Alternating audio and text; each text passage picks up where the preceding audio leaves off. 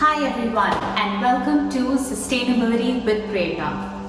Under the current scenario, I thought it would be best if we spoke about racism beyond police brutality and the criminal justice system.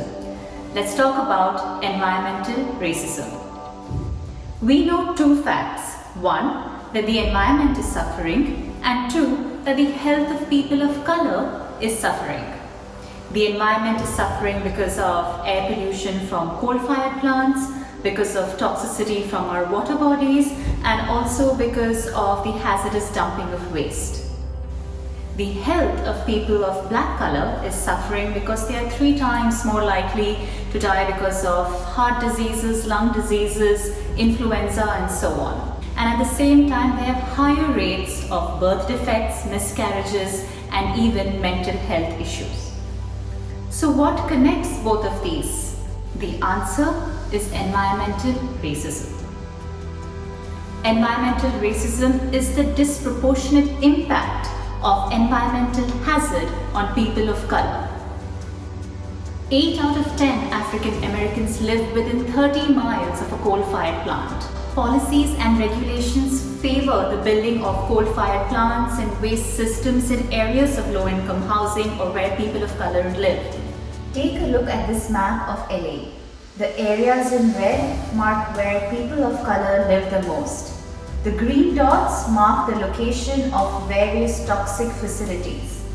See how they are located exactly on the red areas. Washington DC is no different.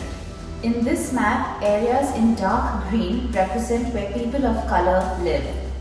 Notice how the trash transfer stations for the entire city is located so close to each other and all near communities of color.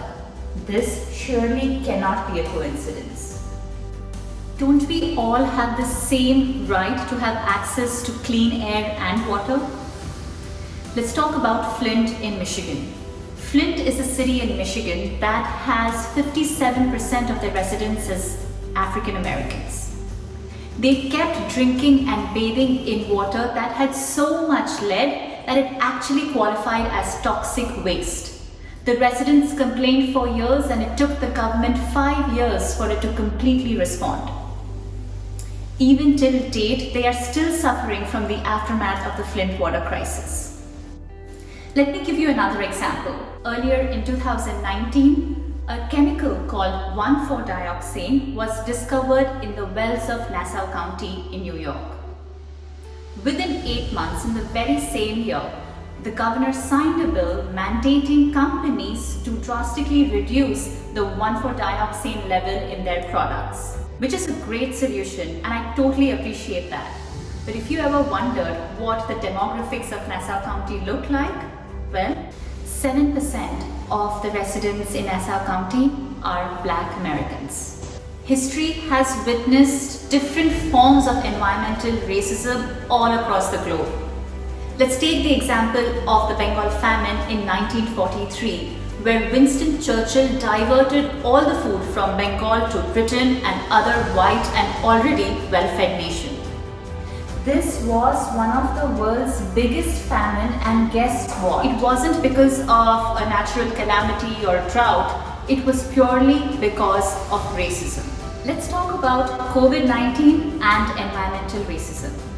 Much before COVID-19, Black people were suffering from chronic illnesses and had higher death rates because of heart diseases, lung diseases, influenza, asthma, and so on. Now combine that with COVID-19 in the body. This is the tragic reality why COVID-19 has claimed disproportionately more and more Black lives. Black Americans are dying at 3 times the rate of white people. And guess what? They make up only 13% of the country. So it's actually environmental racism and not genetics why Black people are dying more during COVID. So what are the ways by which we can combat environmental racism? To begin with the absolute fundamental step, don't lean on minorities alone to lead the movement. As an individual, drive the change, be the part of the change, and lead the change upfront by yourself.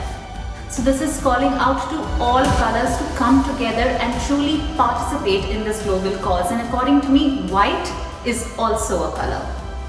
As an individual, if you're not in a position of power to drive those policy changes, that's completely okay. You can still contribute. You can still make a difference. Read about it. Talk about it. Why not use the potential platforms of social media to truly eradicate not only environmental racism, but all forms of racism?